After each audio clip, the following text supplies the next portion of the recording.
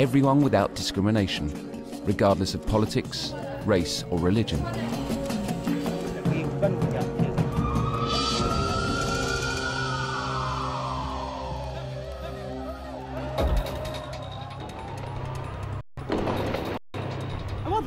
We're in a war. Bombs are coming down on us, hitting us from all sides. We're living in hell. Getting rapid help to the sick and wounded can be a matter of life and death.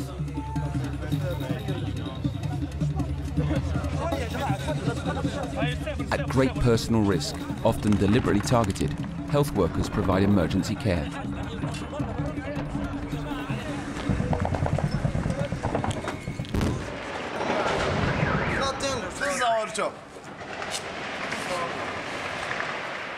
We're here to help these people.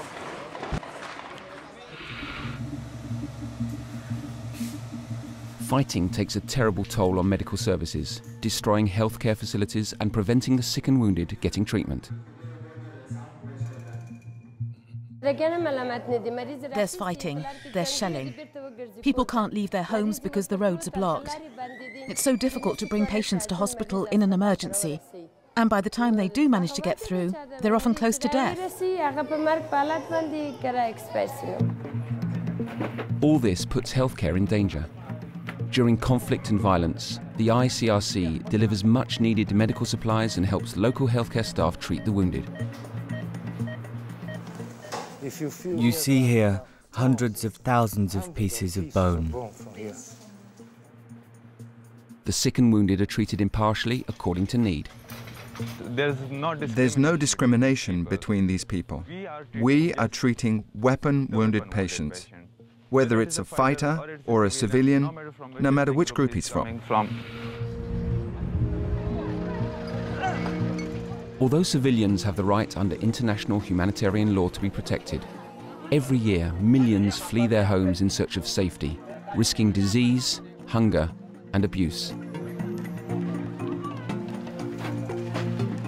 To ease their hardship, the ICRC provides emergency supplies such as food and shelter, as well as installing safe drinking water and decent sanitation.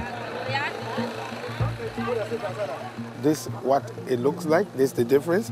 This is the raw water from the river, and this is the treated water that goes to the community.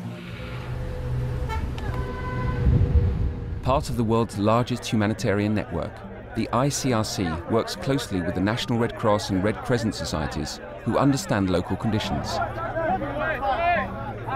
In many places, without their support, it would be impossible to reach the people in most need. The ICRC is here today together with the Libyan Red Crescent Society to provide help to this vulnerable population from sub-Saharan Africa.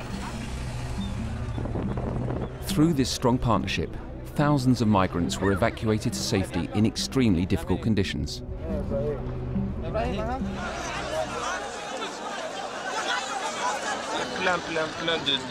Many people are arriving here, so it's getting difficult with the food and the shelter. We're trying to work on this with the local authorities and other international organizations.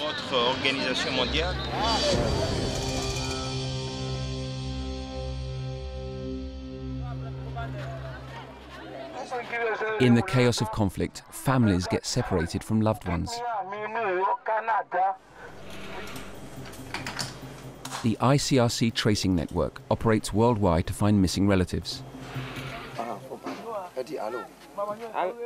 Reconnecting by phone brings a moment of relief. Hello, Mum. The people from the Red Cross lent me this phone.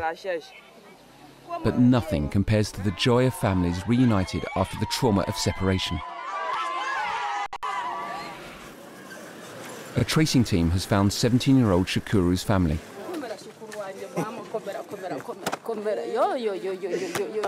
He was separated from them when armed men attacked his village in eastern Congo.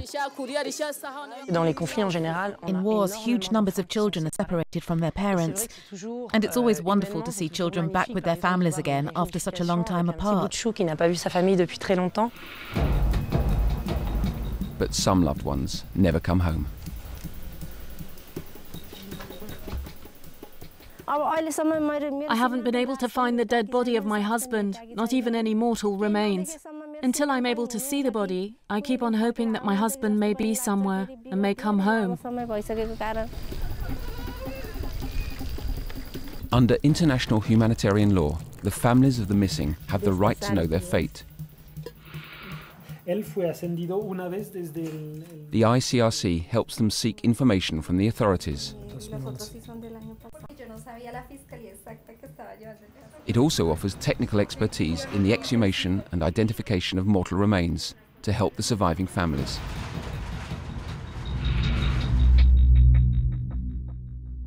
Around the world, millions of people are behind bars, deprived of freedom, cut off from family and society. Every year, ICRC staff visit 500,000 detainees in nearly 80 countries. The visits take place under strict criteria, allowing delegates to monitor conditions and to find out whether detainees are being treated humanely. All interviews with detainees are held in private, so they can speak freely. Concerns about conditions and treatment are raised confidentially with the prison authorities. This builds up trust and ensures access to places otherwise closed to outsiders.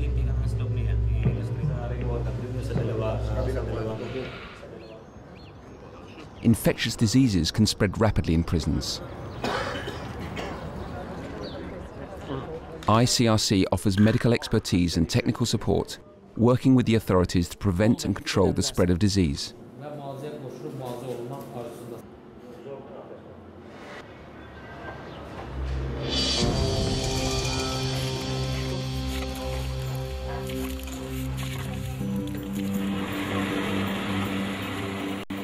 When conflict ends, the real struggle starts. In the wake of war, communities must find ways to rebuild lives and livelihoods. With assistance from the ICRC, destroyed homes are rebuilt. Abandoned and broken water and sanitation plants are repaired. And medical teams bring healthcare to remote communities, weakened by years of neglect.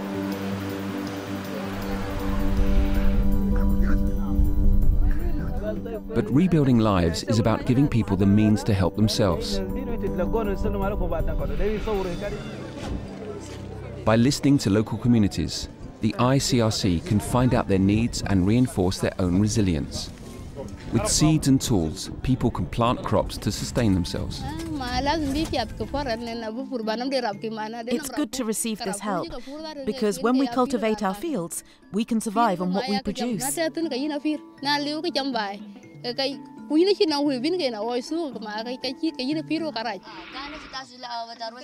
Women, particularly war widows, are often marginalized and struggle financially.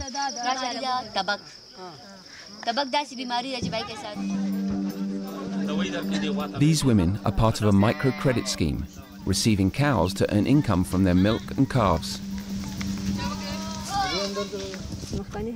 We're poor people.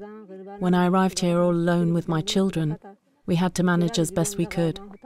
Having these cows is the only way of making ends meet.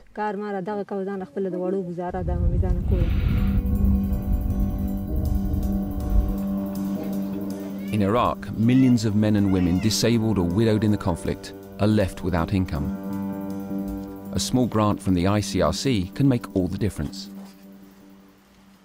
It's better than before. Now I can make more, and I have enough money to provide for my children. Millions of casualties of war are helped at ICRC orthopedic centres to walk and work again.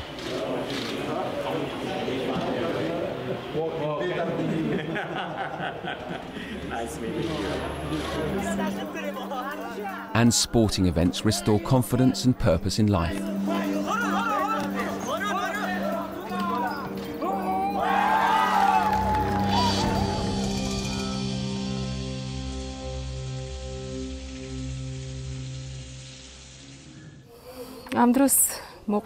They came into the village. They beat some people up. They even killed one person in the garden. I can't stop crying when I remember it.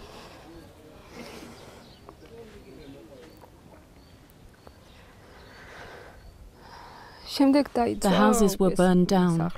We watched from the other village as the flames went up.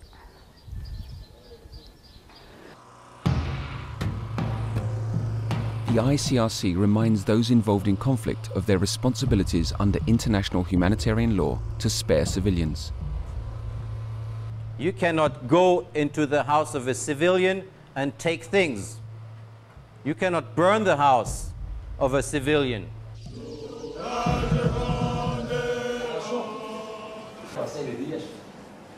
The ICRC promotes the law, regulating the use of weapons and methods of warfare to all weapon bearers. At the international level, the ICRC influences policy and law that directly affects the lives of millions. International legal treaties to ban the use of landmines and cluster munitions were formulated with ICRC support. Efforts are underway to seek a new legal agreement regulating the global trade in conventional weapons. States must no longer transfer weapons if they're going to be used for war crimes or serious violations of human rights. What's needed now is to capture this in an internationally legally binding treaty.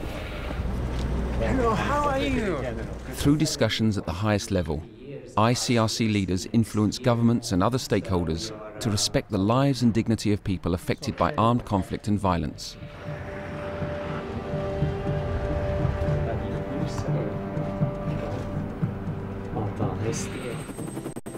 While in the field, in situations like hostage releases, the ICRC acts as a neutral intermediary between the various parties. The organization's independence builds trust and helps gain access to those in need.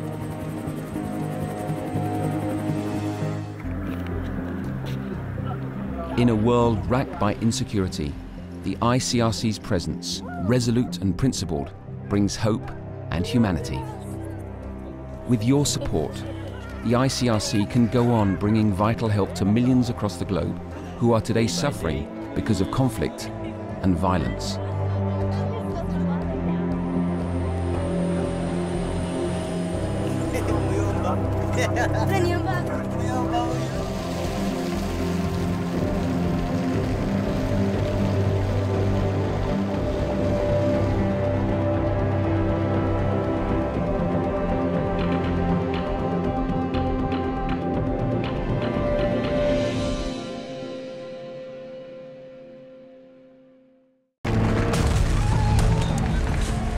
War shatters lives, separates families, and destroys livelihoods.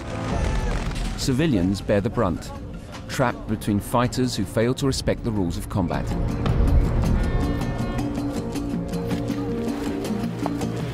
Protecting and assisting the victims of war is the role of the International Committee of the Red Cross. A unique organization, the ICRC is neutral, independent, and impartial. It gives help to everyone without discrimination, regardless of politics, race, or religion.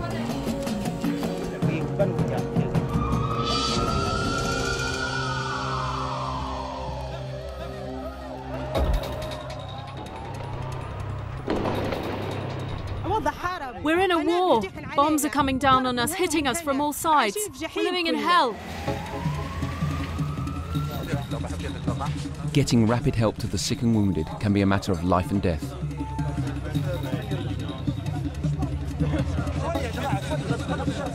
At great personal risk, often deliberately targeted, health workers provide emergency care.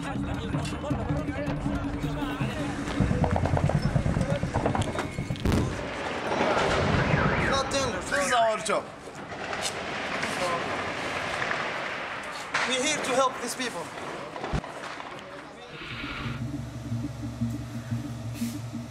Fighting takes a terrible toll on medical services, destroying healthcare facilities and preventing the sick and wounded getting treatment. There's fighting, there's shelling. People can't leave their homes because the roads are blocked. It's so difficult to bring patients to hospital in an emergency. And by the time they do manage to get through, they're often close to death. All this puts healthcare in danger. During conflict and violence, the ICRC delivers much-needed medical supplies and helps local healthcare staff treat the wounded. You see here hundreds of thousands of pieces of bone. The sick and wounded are treated impartially according to need. There's no discrimination between these people. We are treating weapon-wounded patients, whether it's a fighter or a civilian, no matter which group he's from. Although civilians have the right under international humanitarian law to be protected, every year millions flee their homes in search of safety, risking disease, hunger, and abuse. To ease their hardship, the ICRC provides emergency supplies such as food and shelter, as well as installing safe drinking water and decent sanitation. This is what it looks like. This is the difference. This is the raw water from the river, and this is the treated water that goes to the community. Part of the world's largest humanitarian network, the ICRC works closely with the National Red Cross and Red Crescent societies who understand local conditions. In many places, without their support, it would be impossible to reach the people in most need. The ICRC is here today together with the Libyan Red Crescent Society to provide help to this vulnerable population from sub-Saharan Africa. Through this strong partnership, thousands of migrants were evacuated to safety in extremely difficult conditions.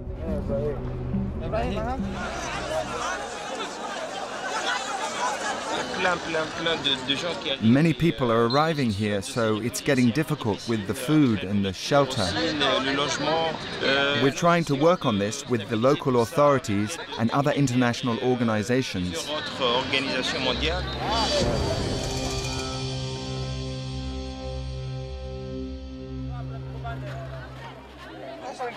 In the chaos of conflict, families get separated from loved ones.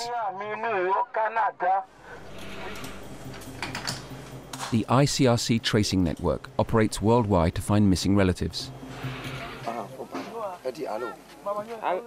Reconnecting by phone brings a moment of relief. Hello, Mum. The people from the Red Cross lent me this phone. But nothing compares to the joy of families reunited after the trauma of separation. A tracing team has found 17-year-old Shakuru's family.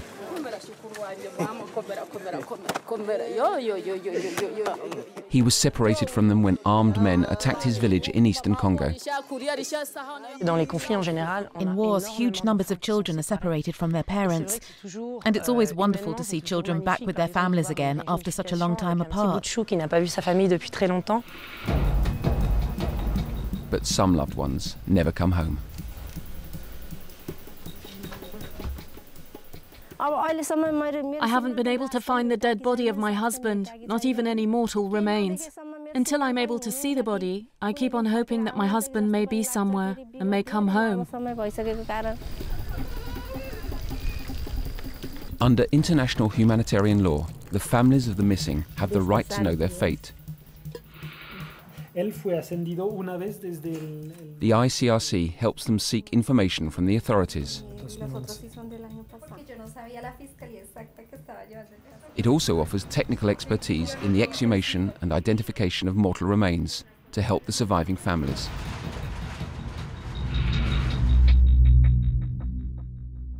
Around the world, millions of people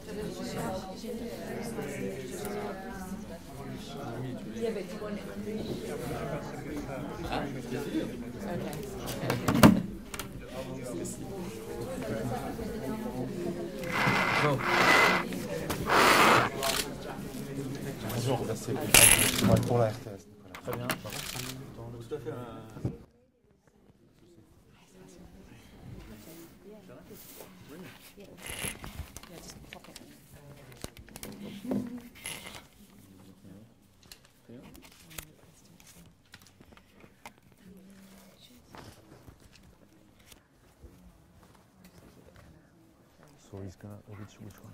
Okay.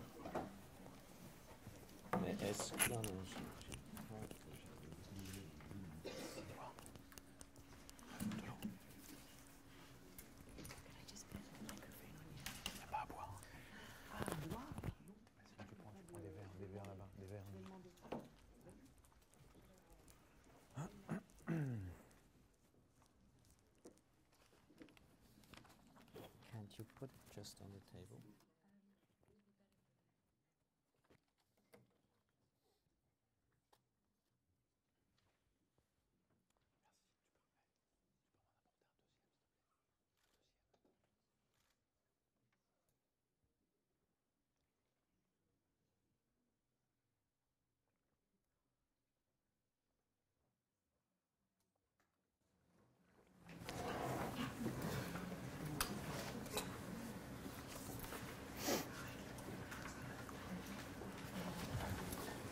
Shall I maybe give it another couple of minutes? Oui, oui. Just to make sure people are... c'est bien. Non, pas de problème. Hein. Ça me permet aussi...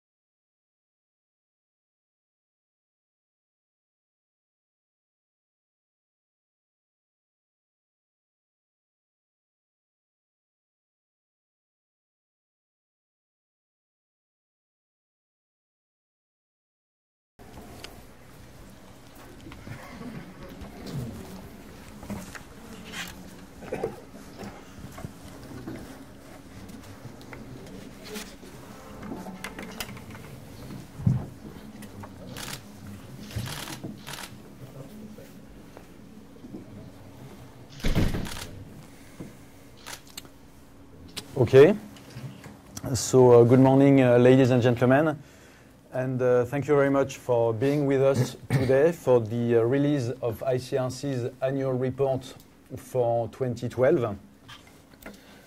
President Peter Maurer, who is just back from this morning from a series of missions abroad, will highlight key features of our activities last year.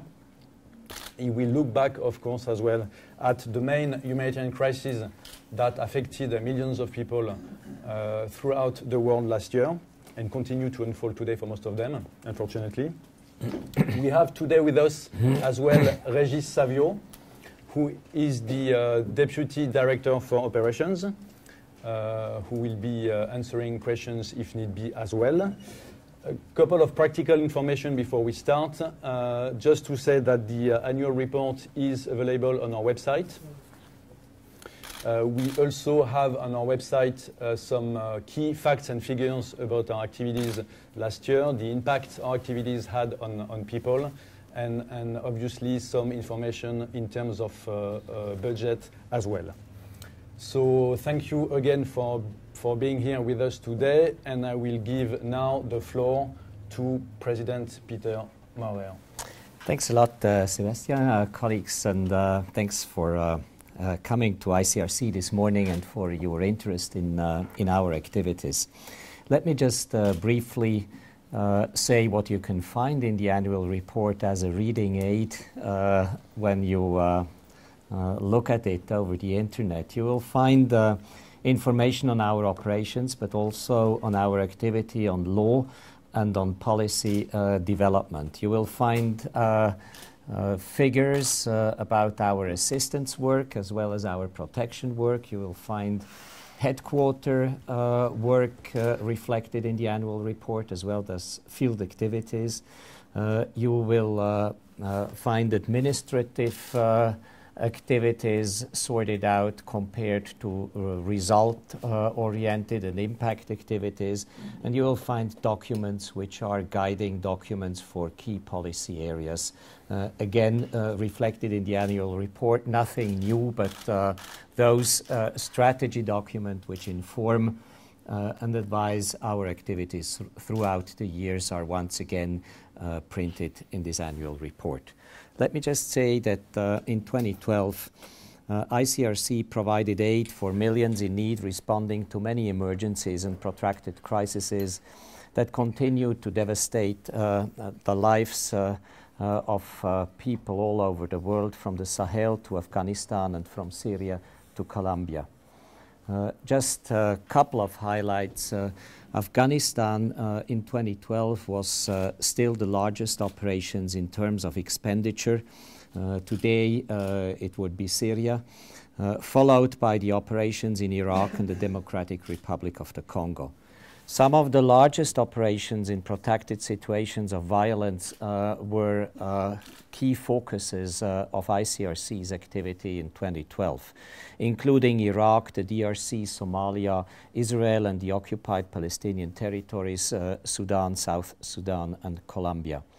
And of course, we also dealt with responding and continuing to respond to the crises which we have labeled as the consequences of the Arab Spring, in particular the impact of the changes in Northern Africa onto the Sahel and further in the southern part of Africa.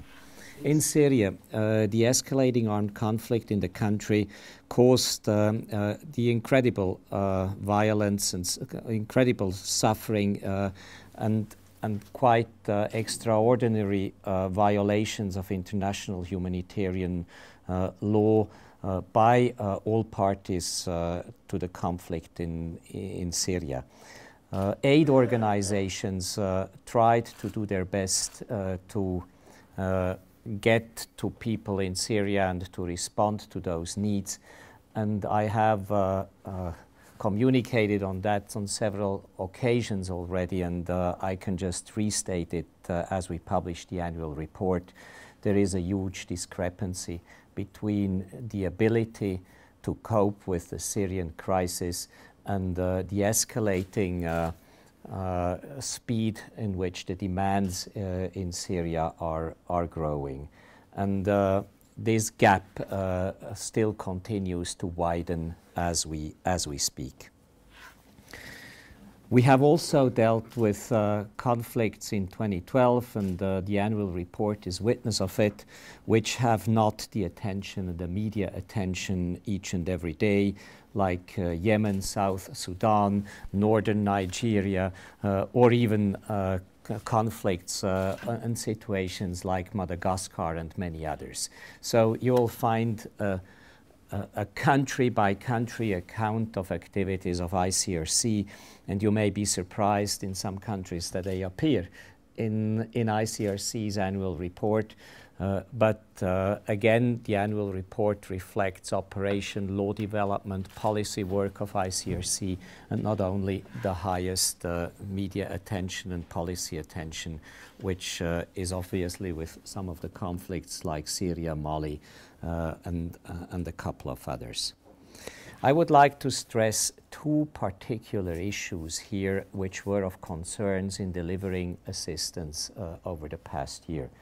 One has been part of a larger and longer campaign of ICRC, and you are familiar with the Healthcare in Danger campaign. Again in 2012, and you will find many indications in the annual report, we see some of the critical elements which puts healthcare workers and healthcare facilities into danger. Two I would like to mention in particular, where we have numerous examples in the report appearing. The lack of security and excess of checkpoints at checkpoints, which reduce the chances of survival when wounded people are transported from the field into medical facilities. So the checkpoints on which ambulances are stuck, or humanitarian workers transporting the wounded and sick, have been a concern in many conflicts in which we are active. The second, of course, is the weaponization of medical facilities, of which, again, the report mentions numerous examples to which we have been witnessed over the past year. Hospitals, but also schools, churches, mosques are attacked, and some groups and fighters misuse hospitals, schools, mosques and churches and other religious installations to bring arms into those installations, which make them again susceptible to military attack. So healthcare in danger is one of the red threads through many of the conflicts which are reflected here, and one of the most important concerns of ICRC in 2012. Another issue which we are increasingly confronted with is the issue of sexual violence, which is spreading far beyond just being in one of the conflicts. You know that often in the public arena and perception, sexual violence is related to, in particular, the Great Lakes region, but by far sexual violence and violence against men and women have also appeared in many other contexts. Rape was a recurrent nightmare for many people, mainly women, but also men in areas affected by conflicts or other violence have been the victims of rape. It usually rape occurs in conjunction with other traumatic events such as looting, destruction of property, or killings. So the two issues are, I just wanted to highlight them, and you will find witness and testimony of some of the difficulties to cope with those two issues throughout the annual report. Let me just say that in 2012 again, and we tried to concretize what has been ICRC's template of activity for many years. Our conviction that solid, neutral, impartial, and independent approach to conflict can open spaces for humanitarian work, which allow us to deliver services in many places where not many other humanitarian organizations are able to be active. This has been demonstrated through our activities in Syria, where we try to be active increasingly in the whole of the country. In Myanmar, where we were able, in particularly contested and emotionally charged territories of Rakhine State, where Buddhist and Muslim communities are at odds, to increase our operational surface. It has been true in the north of Mali, where during many months in 2012 we were the only humanitarian organization delivering services in the north of Mali, and being able, through neutral, impartial, and independent approach that we are committed to service more than 500,000 people and support medical facilities in the north. It has been true in the South Sudan, which has disappeared sometimes a little bit from the surface of particularly violent societies, and where we have been able to reach people where other organizations haven't had access. With access into those delicate and difficult areas come worries about securities for humanitarian workers, of course. 2012 has been again a very bad year for ICRC in terms of security of staff. It was the most difficult year in security terms since 2003 and 2005. An ICRC delegate was abducted and murdered in Pakistan, as you know. Another staff member was killed in Yemen, and serious security incidents occurred in Afghanistan, the Democratic Republic of the Congo, in Libya, Somalia, and in many other places. I would also highlight here that not only ICRC, but also national societies and volunteers of national societies have been in 2012 victims of security incidents. While it is always daring to go to statistics, but as of now, colleagues from the Federation of the Red Cross and Red Crescent Societies and from national societies say that according to their statistics, in no time in the past 40 years have there been killed so many volunteers as in 2012, in particular in the context of the Syrian conflict, where 20+ volunteers have been killed in 1 year, and this is not the only conflict where volunteers have been killed. We have had serious incidents in Afghanistan and in other places. Let me say 2 words because I mentioned at the beginning that ICRC's activities were by far not limited to operations and context-specific activities, country-specific activities in 2012.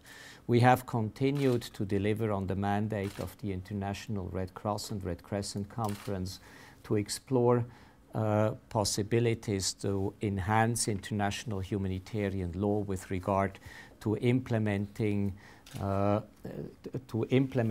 IHL according to Article 1 of the Geneva Conventions, which, as you know, obliges the signatories to the conventions to ensure respect for international humanitarian law. Together with Switzerland, we have launched a process of consultations with member states in order to see how we can expand the mechanisms of implementation of international humanitarian law within the framework of the Geneva Conventions. We have also mandated by the Red Cross and Red Crescent Conference continued consultations on the issue of detention in non-international armed conflict. You know that the Geneva Conventions foresee provisions and detailed provisions of respect of detainees, dignity and treatment in international armed conflict, but not in non-international armed conflict. We are at the present moment in a process of consultations with member states and with signatories to the Geneva Conventions to see how we can push this issue towards the next Red Cross conference to closer consensus within the signatories of the Geneva Conventions. We have continued our work on arms, on the humanitarian impact of nuclear weapon. We have been very much engaged in the arms trade treaties, as you may have noticed throughout the year.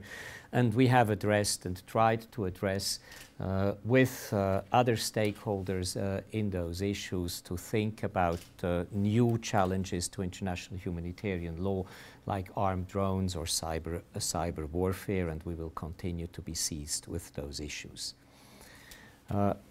As you have seen, and this is the third important pillars of ICRC's work, we have engaged also in important policy arenas to sensitize member states and signatories of the Geneva Conventions for humanitarian concerns. And this is basically our policy work, which brings me to bilateral and multilateral activities, in particular in New York, in Addis Abeba, in other contexts where ICRC was present in multilateral fora to engage with signatories to the Geneva Conventions in order to impress on them to put humanitarian concern higher on their political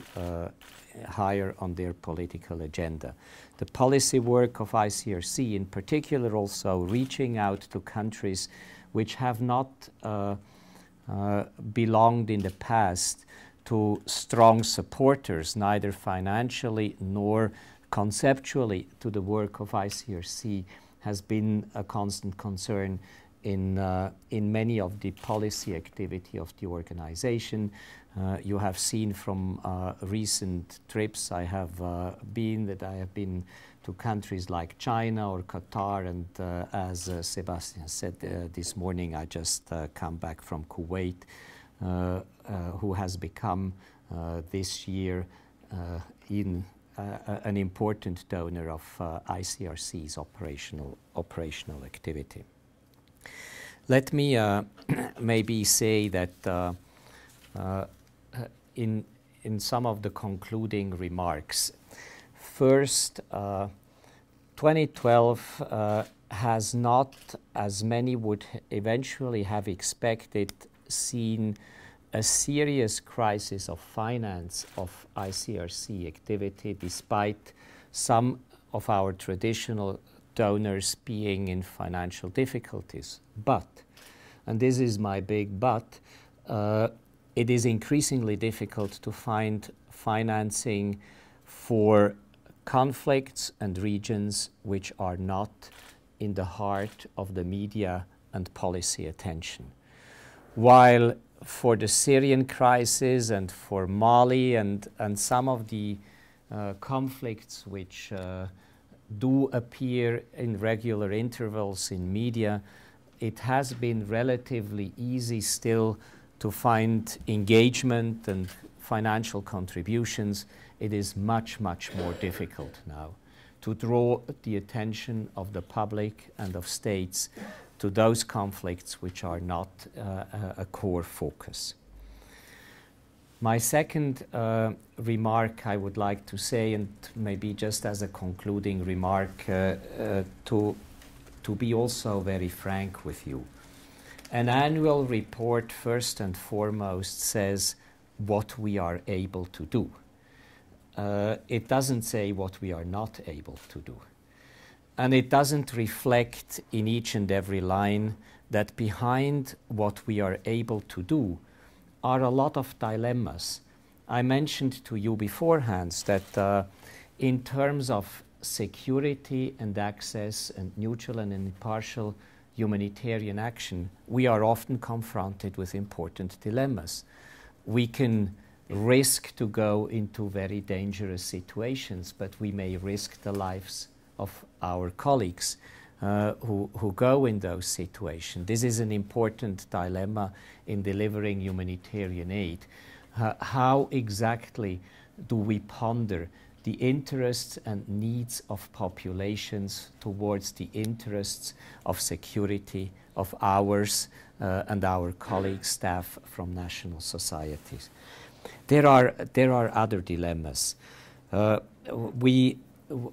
You have followed, and many of you have followed the discussions around Syria, which could be discussions on many other conflicts about cross-border humanitarian aid. This is the dilemma between an international community which instructs humanitarian actors to respect national sovereignty and the conscience of humanitarian actors to deliver humanitarian aid where needs are. It's not an easy question. You have to ponder what the best concrete outcome is when the Geneva Conventions, all UN resolutions basically instruct ICRC and many other humanitarians to respect national sovereignty, and at the same time you are mandated to deliver and to respond to needs. It's not a clear cut, it's a pondering of interests and a constant search of concrete solutions which are acceptable compromises between the two. It goes without saying, you are sensitive on these issues as journalists in particular. An organization like ICRC, who has been committed and is committed in many respects of our activities, although not in all the respects, to stick to confidentiality. There is a constant dilemma between sticking and ensuring a space of confidential engagement with states, which should offer us access and privileged possibilities to reformist improvement of situations, and contexts in which we come to the conclusion that we have to speak out. Here again, the annual report does not reflect in each and every context of those dilemmas, but these are continuous and almost daily dilemmas with which we are confronted. We do have important dilemmas today with regard to the dynamics of media attention and finance of humanitarian action. Do we focus on the needs, on the objective needs and the calculation of needs, or do we focus our communication on the ability to deliver? In many cases, there is a huge gap between the needs and the ability to deliver. You may have seen a couple of days ago, the UN has launched the largest ever appeal with 4.4 billion for Syria. I do not contest that this reflects best possible needs assessment that our colleagues from the UN are able to do. But what is the ability to deliver? The ability to deliver is substantively smaller. ICRC, in our proposal and in our way we propose activities to states, we always include our ability to deliver into calculations of needs, and we try to find a balance between what objectively is needed and most urgently is needed and what we are in realistic terms probably able to deliver within the next 3, 6 or 12 months. There is huge discrepancy. We are navigating an operation in Syria at the present moment of 120 million Swiss franc, US dollars roughly, and you see the discrepancy. This is not the only context in which we are constantly confronted with the dilemma of articulating objective needs and at the same time reflect on abilities to deliver. This comes with another dilemma, and that is this communication and selective communication on some needs, like the needs in Syria, is objectively drawing resources from other conflicts into those high visibility conflicts. It's just a matter of facts that when you see 4 or 5 billion requests for Syria coming, that many states will allocate resources to those 4 or 5 billions, and they may not reflect on what the non-articulated needs in other parts of the world are, which would be as legitimate to address. So with those couple of critical comments, I just wanted to conclude this introduction, and I hope maybe just that the last few comments help you also read the annual report as it is written as an objective as possible account what we are able to do, but also as an account which reflects more deeper dilemma which we are confronted with in our daily operations. I think I'll stop it here and I'll take your questions. Thank you very much. So if you could please mention the name of your media before asking the questions. In English mainly, but if there are questions in French as well, President Maurer will be able to take them, obviously. Please, Madam. Yes.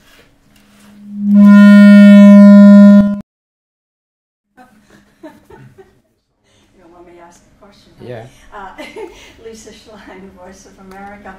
I'm interested in a comment in your press release where you talk about the humanitarian crises like the one unfolding in Syria, which often triggers a search for political solutions, and that you find a tendency for these conflicts to last longer. This sounds like an extremely pessimistic outlook, and I'm wondering whether you are concerned that Syria eventually might become perhaps not a forgotten conflict, but at least a more neglected conflict, and how you will get money for that.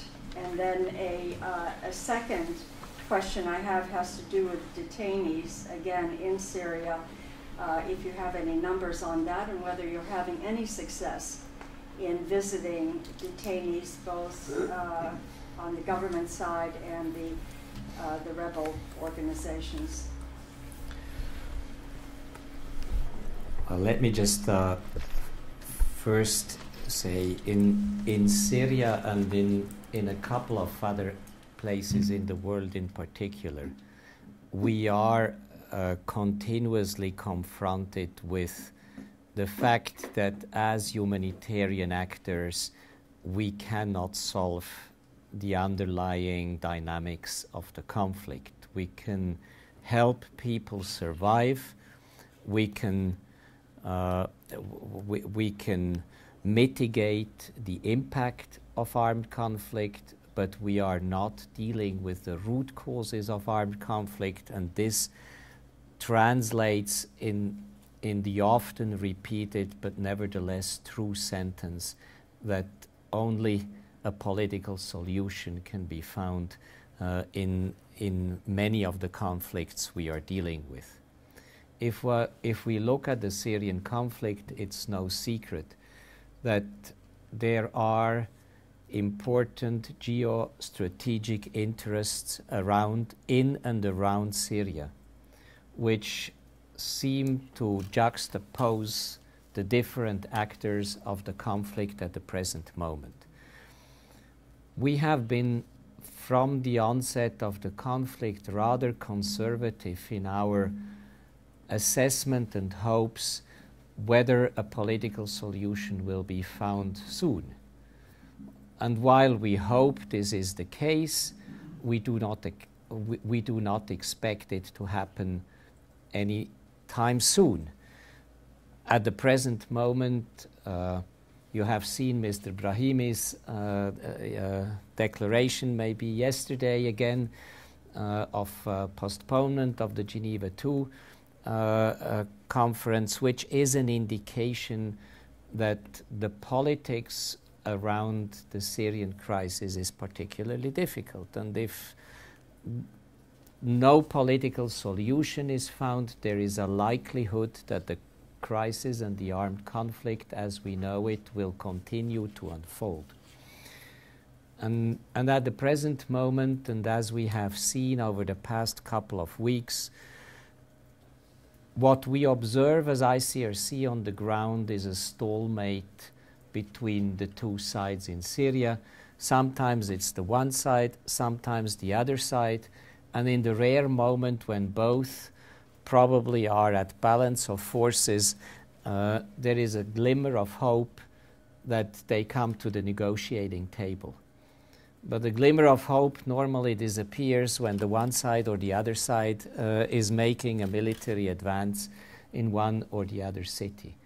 So I do fear indeed, and we are concerned indeed, that at the present moment, to our knowledge, we don't see where a political solution should easily come from. And that's the reason why we would rather calculate for a longer conflict, not to speak that even if we would find a solution tomorrow, Syria would need badly much of the humanitarian assistance and much more of the humanitarian assistance which is delivered today. Yeah, but my question had to do with whether you're afraid that the world will abandon Syria in terms of its financial needs, that it will simply feel like there's more money being thrown in a black hole and it might become a forgotten financial crisis. Well, we will cope with the forgotten conflicts as we cope with other conflicts.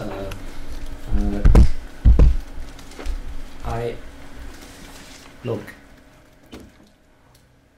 you know how we function, and I think it's one of the key mechanics of ICRC's budget and activity, that we try to convince states to give us as much unearmarked money as ever possible. And this is the reason for this is because we do believe it is important that independent humanitarian actors like ICRC are able to respond to needs independently of public attention of conflicts.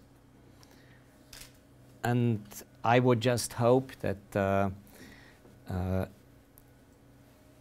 this is the key feature of response that ICRC will find, so that we can deal with all conflicts, and many of them forgotten but violent, and some of them very much in the media and violent. And detainees? We are still, I have, I think, in many times over the past month and weeks, expressed our frustration to non-access to detainees on either side in Syria. I can just confirm that we are still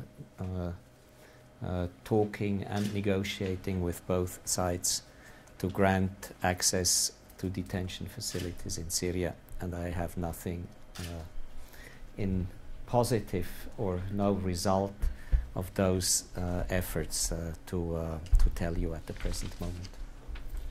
Yes, sir, please. Sir? No, but microphone, no. There is no. Okay.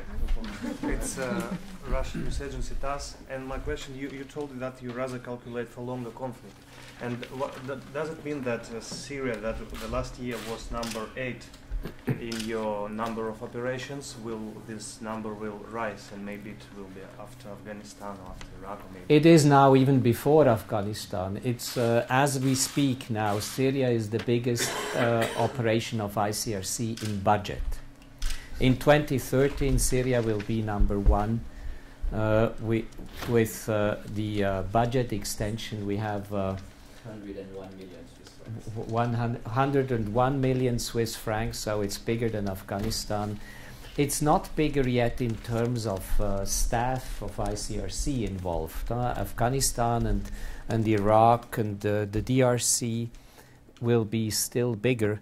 Even Mali will be bigger than Syria in terms of staff involved.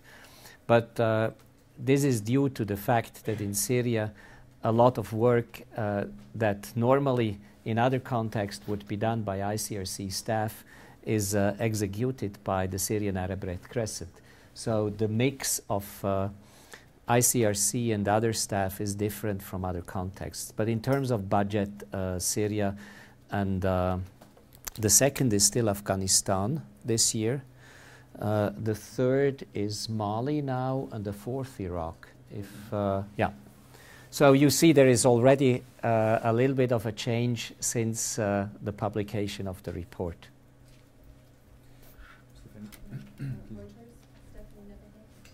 Could you tell us about your current access to Aleppo and what sort of contingency plans you have for that area, given the scenario building up there? And then secondly, quite separate on Afghanistan and Pakistan. I mean, things have ground to a halt in Pakistan. You've been reviewing your security for a better part of a year. Afghanistan, there's been the attack very recently. Can you tell us what your concerns are, how efficient, what you're able to do, and how you see those two operations going forward? As I mentioned, and I start with Afghanistan, the security of staff is really one of the very big concerns we had in 2012 and we continue to have in 2013.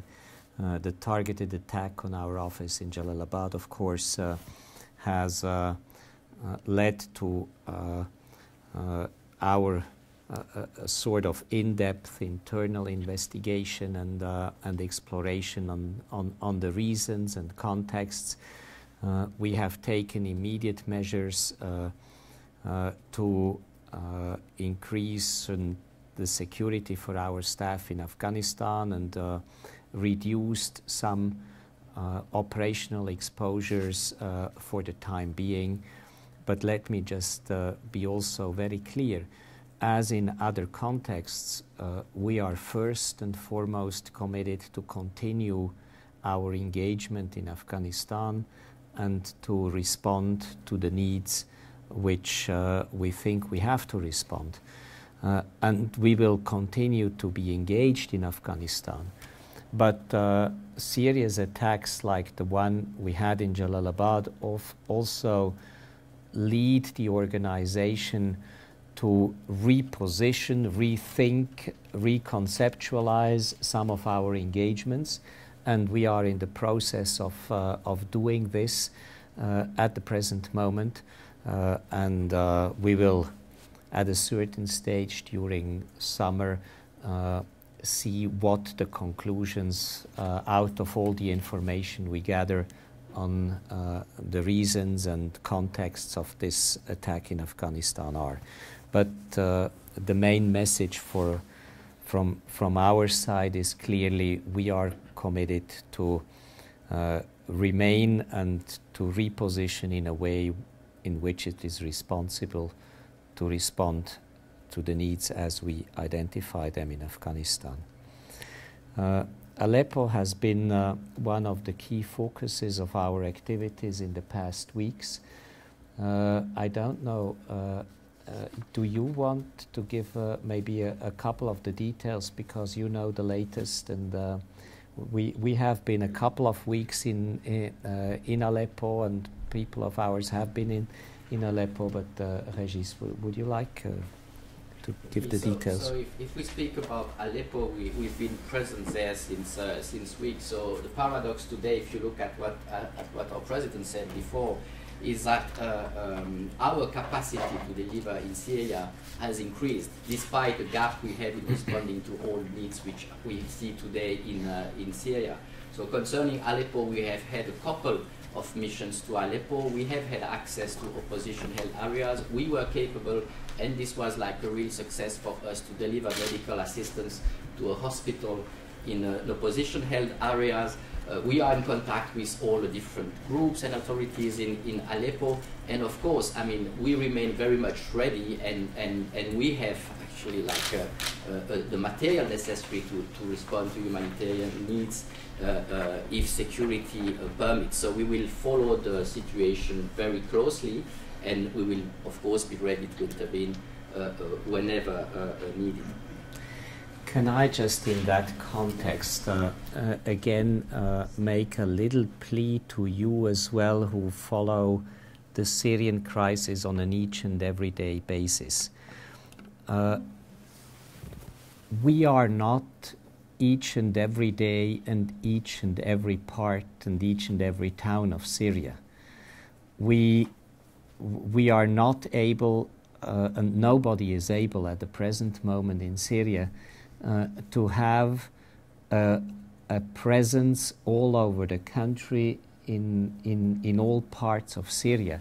And this is why, and the fronts and the fighting is moving each and every day.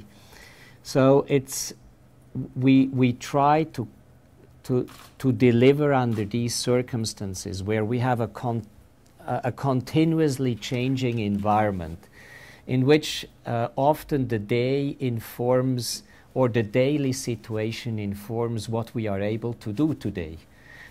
Maybe we would wish to go to Aleppo or Homs at a certain day, but it's not possible, and then we deviate and go to another city which is also on our radar screen. So it's a very sort of day-to-day improvisation of where is the best deal in security, access, delivery, responding to needs, and this is making sometimes very difficult. A lot of the public attention was focused sometimes on Aleppo, some days on Homs, some days on Qusar, and other cities in Syria, and it's just to make it clear, action normally happens in the whole of the country, and not only in the very place which is at a certain time in the forefront of the attention. Sometimes it's easier also to bring humanitarian aid to those parts of Syria which that day or that week are not in the news. Just to say maybe on Syria, to just precise that we have issued yesterday an update on our operations in the entire country. You will find some information on our activities in Aleppo, precisely, but also in the rest of the country, with some overall figures of people who have received ICRC's assistance over the past few weeks. It's available on our website. Next question. Yes. Yes, my name is Isabel Sacco. I work for the Spanish news agency. Regarding the update you sent yesterday, you said that you were able to get the Al-Qusayr area, but not the city itself. So I would like to know what are the informations you have about the situation in the city, if the city is completely deserted, or there are people there, or you have any other problems as people, wounded people there or anywhere else in Syria, unable to receive medical care. I do know that at the moment we did not identify the biggest needs in the city itself, because basically the people had left the city and were already dispersed in other parts of Syria. But your question again boils down to the point I just made. In the last couple of months, the conflict in Syria spread basically all over the country. There is no part of the country unaffected by the armed conflict. And the armed conflict may erupt here and there, and sometimes these eruptions are coming to the media, and sometimes they are not coming to the media. And we are trying to gather the best possible information on where people in need are, and to respond as quickly as possible. So it's really a challenging environment where people are constantly on the move, and you have to reposition your ability to act almost on a day-to-day basis. It's true, if I can add on that, it's about pushing the limits on the daily basis. So while everybody was focused on Qusayr, we had teams in Idlib, we had teams on the way to Deir ez-Zor, and nobody was just realizing that humanitarian needs there were huge and that they were immeasurable sufferings. So I think this is where you have to understand that it's changing on a daily basis. As our president mentioned, when you leave in the morning, you never know if you will reach the place. In between, you could have 4, 5, 6 additional checkpoints or no checkpoints. So things are very difficult to work with in Syria.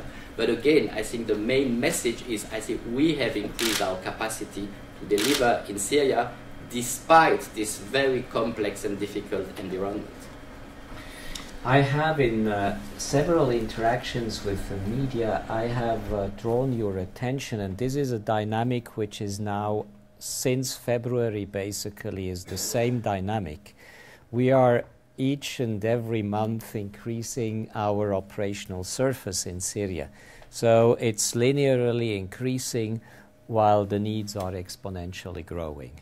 And mathematics tell you there is an increasing gap. Okay, sir first, maybe then madam, and then sir. Thank you. Please.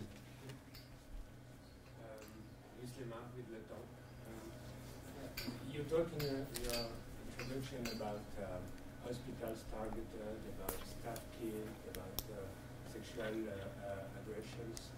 These are very gross violations of the international law, humanitarian law, of course. I was wondering if you would have a kind of index, of respect of the Geneva Conventions. This year would be what is the tendency? Is it worsening as far as you can see, or there are specific places where it is worse than before?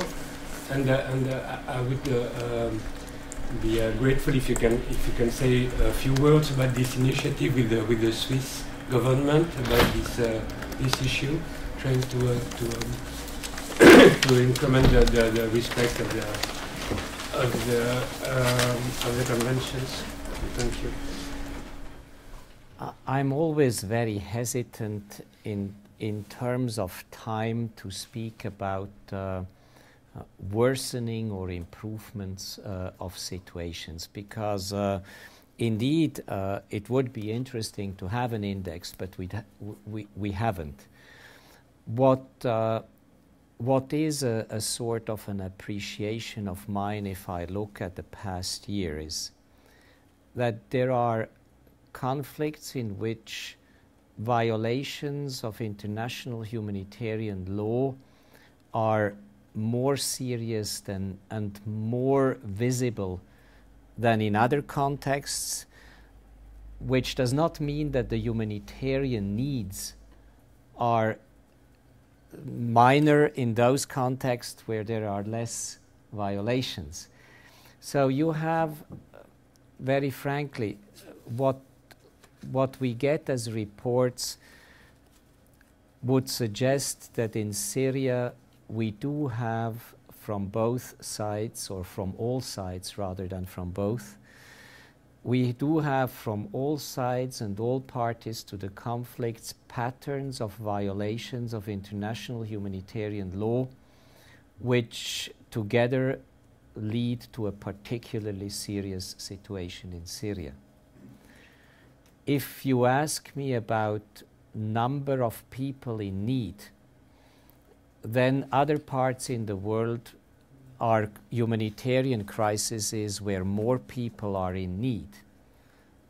The Eastern Congo, the Sahel, Somalia, the Central African Republic, the south of Yemen, you name it. Many regions have objectively more people in need, while the pattern of violations may not be as sustained, as repeated, as serious as in the open fighting in Syria at the present moment. I have mentioned in the past, and I can repeat it here, if we witness those serious patterns of violations, I'm not of the opinion that this is happening by chance. Patterns of violations happens because of a political climate of permissivity and unaccountability. And what is happening at the present moment in and around Syria politically is a space in which each and every side is encouraged to win militarily over the other. And because it is encouraged to win over the other, it is encouraged to violate international humanitarian law.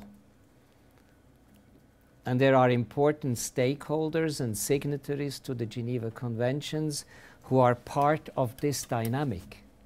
And that's also the reason why, as I mentioned beforehand, it's so important that ICRC does not only focus on mitigating impact the humanitarian needs on the ground, but we are also an institution trying to address and to engage states into a political discussion on humanitarian law and the respect of international humanitarian law, and all they can do to impress on their peers, partners, allies, whatever you name it, to respect international humanitarian law. And I think without major countries exerting the most and the best possible influence on the parties in Syria, we won't see a change in pattern of violence, and without a moving together also of those important countries, we won't see a political solution. With regard to the initiative with, together with Switzerland, as I mentioned, the last International Red Cross and Red Crescent Conference in its resolution 1 has asked ICRC and Switzerland to further explore the possibility to enhance mechanisms of applications of the Geneva Conventions. There was just a meeting of all parties to the Geneva Convention, an expert meeting the other day here in Geneva, where we gathered different regional meetings or information and results from regional meetings which have taken place throughout the year since in 2012 and the first part of 2013. And basically states at the present moment are thinking about two basic ideas. One is a regular meeting of states parties to the Geneva Conventions, and states are discussing what kind of feature and competence and frame and this regular meeting should become. And secondly, they are thinking in terms of instruments, in terms of reporting or peer reviews or whatever other mechanisms we know from other institutional and conventional setups, which could be attached to this sort of conference or meeting of states parties. At the origin of these this thinking is that the Geneva Conventions are basically the only international covenant which has not a regular meeting of states parties servicing the convention.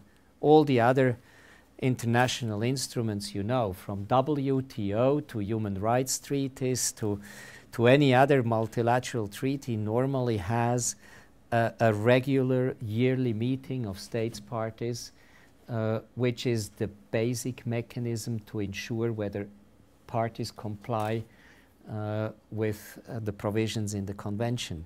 Now, the Geneva Convention does not have that instrument. So discussions are circulating around the idea of creating and equipping such a meeting of states parties with certain other features known from other conventions. But consensus is not yet here, and we are basically tasked to report back to the next Red Cross and Red Crescent conference in 2 years' time. Okay, so there was a question by Madam. Yes, thank you. Gabriela Sotomayor from Mexican News Agency. My question was, in a sense, like my colleague, but you're saying that consensus is not here, so we have to wait 2 more years to have a response of the members. How optimistic are you? And now, the meetings are continuously taking place at the regional level. So we had in the meantime, since the last Red Cross conference, we had already 2 overall meetings of states and several regional meetings in which we gathered opinions of experts and states. We are relatively heartened by the results of the last meeting here in Geneva, meaning that positions are closer together today than they had 2 years ago. But I'm not speculating on when we will find a consensus on which states will ready to embark upon. This is too premature to express myself. Sorry, and about the change of this international humanitarian, I'm sorry, I'm not an expert, but for conflicts that are internal, not international, what are the discussions about that? Well, the discussions there are even a little bit more advanced, if I would make an appreciation. I think from the consultations, and here again we have over the past year done regional consultations on detention in non-international armed conflict. And my sense is that there are many parties today and many states which feel very strongly about developing international humanitarian law in that area, and who feel that there is a real gap in the Geneva Convention, as it does not address with the same precision provisions with regard to treatment of detainees in non-international armed conflict.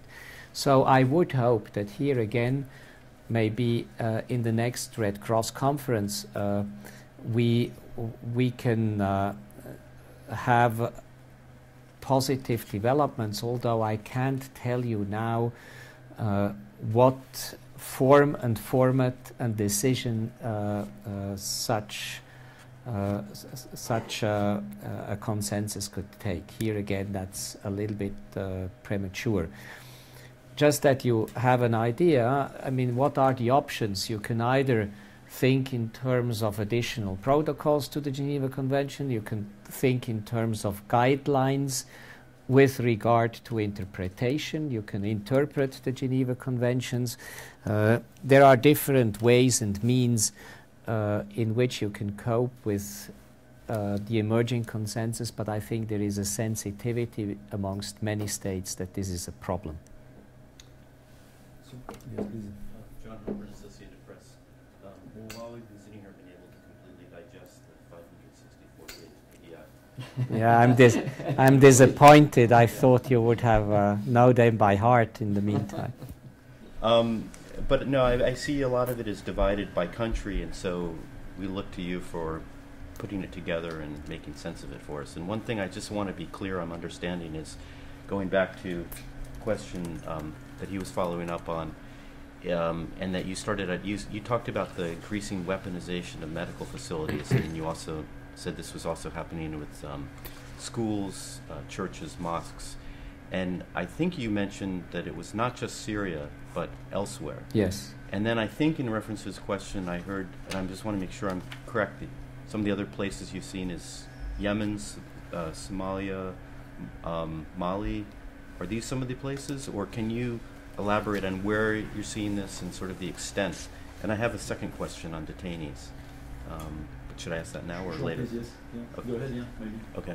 Well, just the detainees is obviously one of the most important aspects of your work. And you visited, I think, over 500,000 detainees in the past year. Individually, almost 27,000. And I guess about half of those were new registrations. Can you put that into context for us? Is that a lot? Is that less? Is that a reason for concern? And some of the patterns you're seeing? And your predecessor, I think, was quite frustrated with his access in Syria, didn't get past Damascus.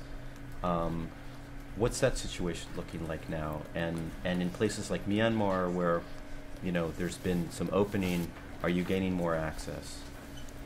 Sorry for all that. No. With regard to it, you basically are correct. But with healthcare in danger, we have even published quite a lot of material on our.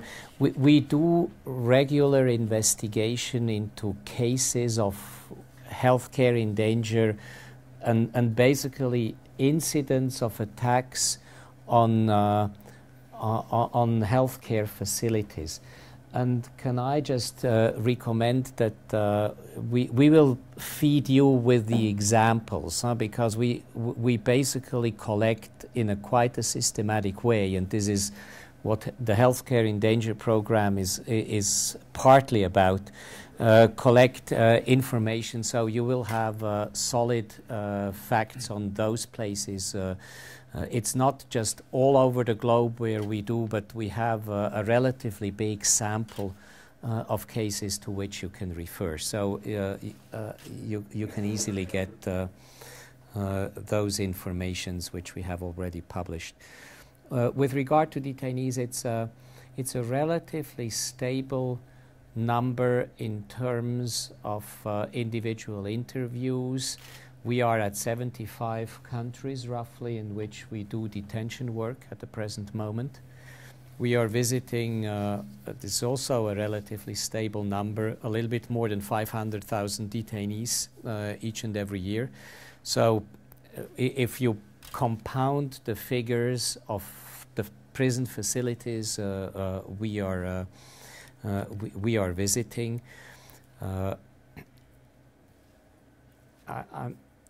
I'm hesitating with regard to frustrations.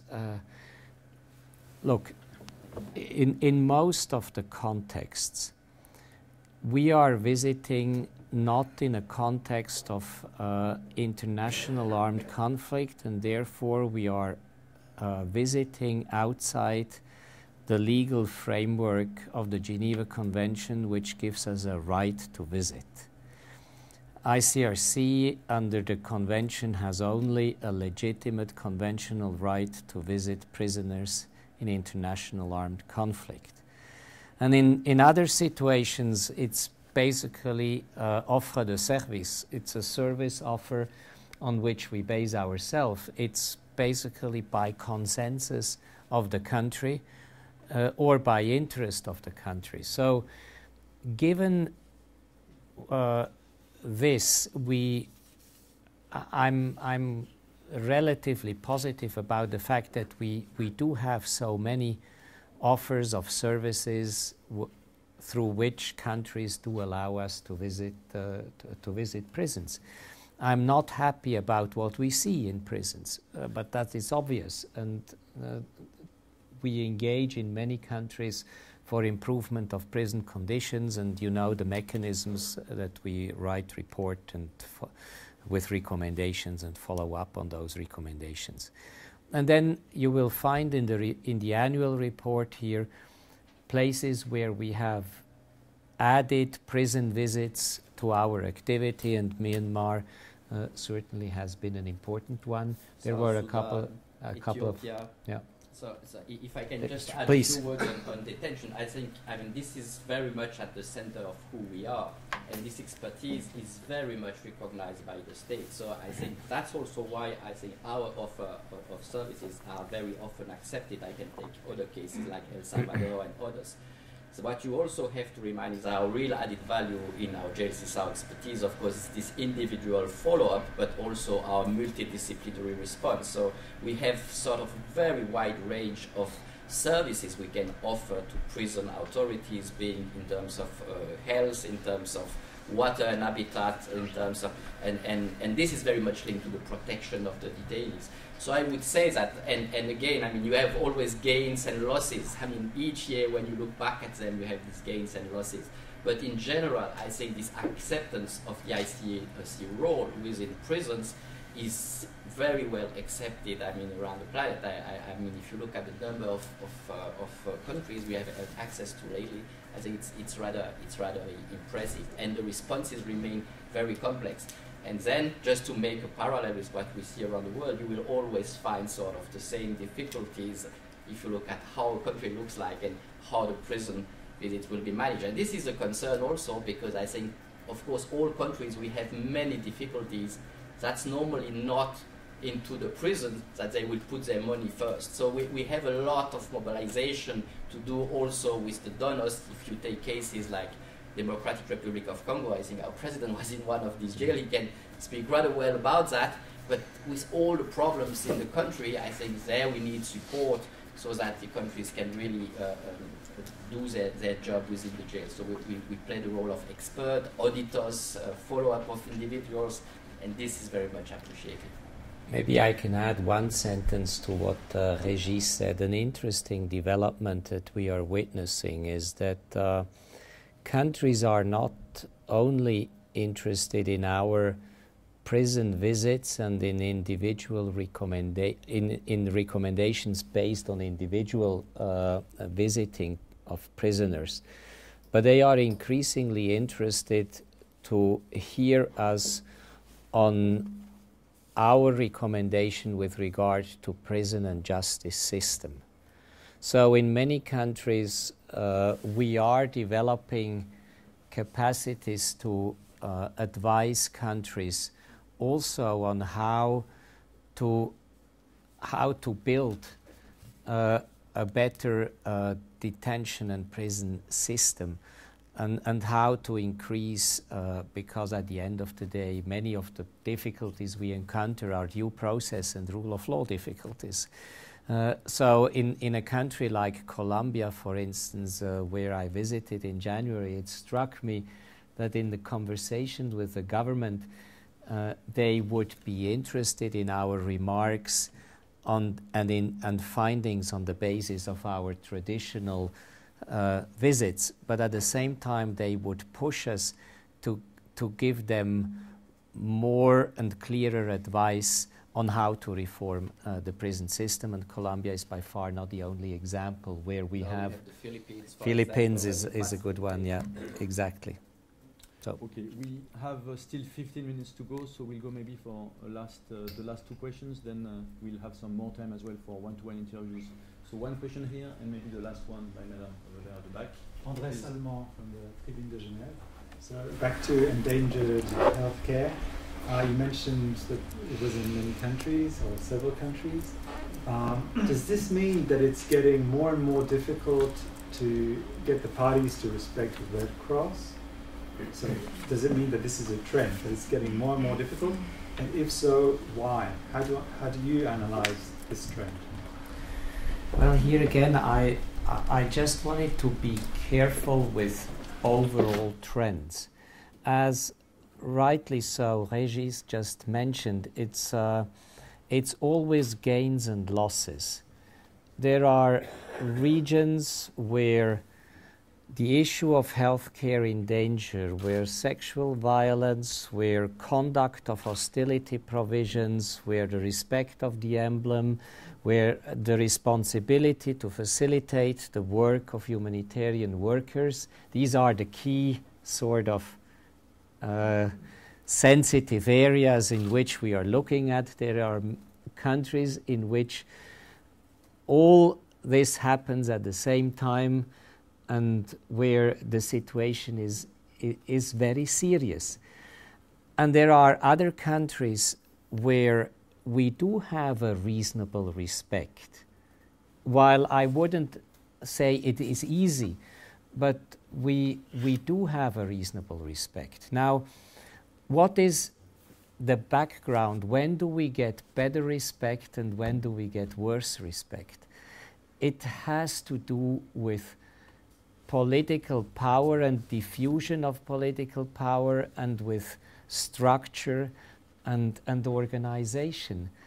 Normally, when you have relatively structured and organized military formations, you have a certain chance to have order and to engage with the respective parties, or at least to have an interlocutor and have some accountability afterwards. And if you have diffusion and unclear responsibilities and states not influencing the parties in the right direction but giving the wrong signals, as I mentioned beforehand with regard to Syria, the result of it is that parties do not respect on the ground. But the pattern is different from one place to the other, and we have a lot of success stories also. Only the success stories are difficult to prove. This is typically the prevention dilemma. You can't prove that you have been successful because the attack has not taken place. Well, just if I can add on that, when we launched the Healthcare in Danger project, the Syria crisis was not what it was today. So our main message was basically that this is a trend that has been there for too long. And we wanted to just make it clearer how much this was a problem. I mean, since I don't know how many years, I mean, this is a problematic. And as the President mentioned, it moves from one year to the other to different places. Now, if you look at ICRC and the capacity to respond, again, I think if you look at the exposure we have, if you look at the countries we are working in, I think this is extraordinary. The respect we still have as a Red Cross to be capable of working in countries like, I mean, Yemen, Afghanistan, and all, I mean, you name it, you name that. And in that sense, I think there's still a lot to do, but I think the main message is there are still too many IHL violations around this planet today, and I think this is the responsibility of state to take note of that and try to make that trend go in another direction. Okay, well, last question. Yeah. Sorry, Nina Larson, AFP. I was wondering if you could say something about the criticism last week from defense lawyers for the Guantanamo prisoners, and also on the detention, on the detainees. Are there other places, I mean, could you maybe mention some of the other places besides Syria where you're having difficulties and where you really would like to get in? If you could mention some of those. Thank you. Well, with regard to the defense lawyers and Guantanamo, let me just highlight how important it is for ICRC to have, if I should say it in a graphic way, to have the decision over whether or not we are revealing information. I think that's what we mean by the absolute privilege of being holders of our information. That's the reason why ICRC negotiated in the ICC not to be a witness under the International Criminal Court. That's the reason why we insist in all our relations so much on this confidentiality privilege, which is the basis under which we do all the detention work I mentioned before, which is the basis under which we get particularly privileged access to armed groups and armies and discussions on conduct of hostilities, and any attempt to dilute on this core element of our policy is, of course, in our view, a big blow to the credibility we can offer to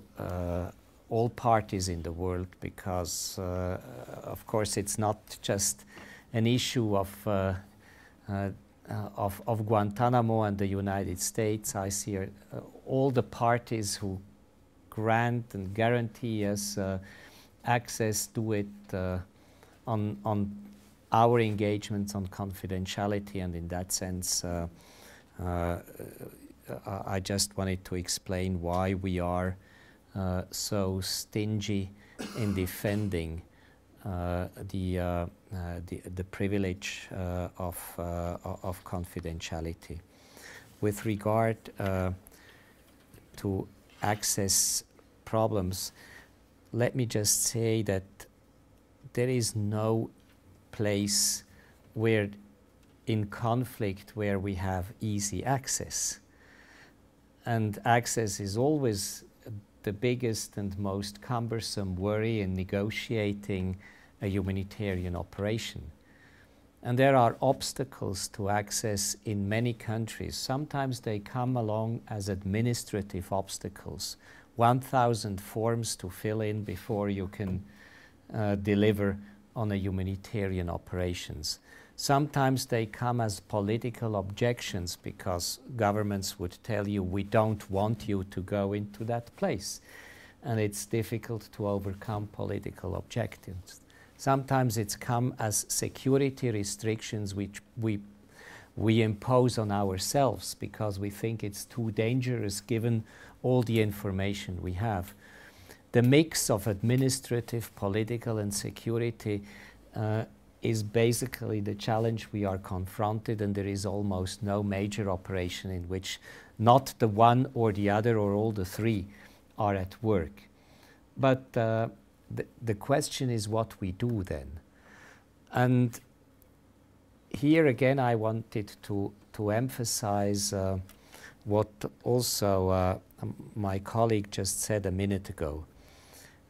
There are gains and losses. Sometimes we manage better than in others, but overall we are an organization which has increased its operational surface, meaning that on balance, we were more able in 2012 than in 2011 to negotiate access to people in need. You can say it's too little, you can say it's too late, you can say everything, but the objective truth remains that the operational surface is increasing. And this is the reason why I insist so much when you ask me over the past hour on questions of comparison. I'm really not convinced about the storyline that things get from bad to worse. And there is sometimes a tendency to think that things get from bad to worse. Things do not get from bad to worse in each and every place of the world. They get from bad to better in some places. They get from very bad to even worse in some places. And an overall assessment is maybe not the best way to capture what is happening. I think the world is becoming so complex, and sort of generic figures which would try to identify trends would probably miss the most important trend. And the most important trend is differentiation and individualization of contexts and conflicts. Each and every situation looks very different. And I think what we are confronted with in this year 2012, 2013 is the indirect impact of pluralization of power in world politics and its impact on humanitarianism. You don't have one monolithic international system and one monolithic international order. You have quite a lot of chaos and diffusion of power and powers. And this is translating in some of the contexts in very different forms and formats and challenges to which we are confronted with. So this is maybe the sort of storyline which I would believe is more adequately reflecting than everything gets better or everything gets worse story. Thanks a lot. Okay, thank you very much. On this one we will conclude. President Maurer has 5 more minutes to respond to one-to-one interview requests. We will give probably the priority to the broadcast media, radio and TV. Freut mich.